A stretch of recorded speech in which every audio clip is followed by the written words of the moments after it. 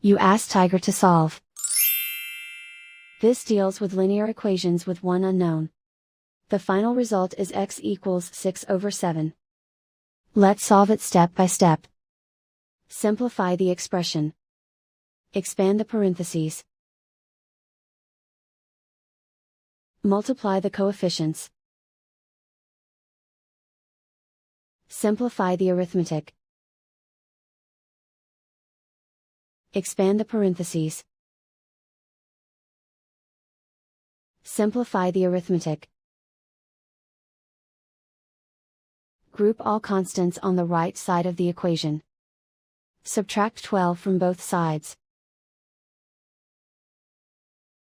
Simplify the arithmetic.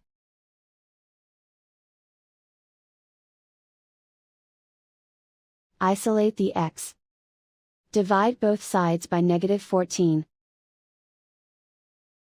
Cancel out the negatives. Simplify the fraction. Cancel out the negatives. Find the greatest common factor of the numerator and denominator. Factor out and cancel the greatest common factor. And so the final result is x equals 6/7.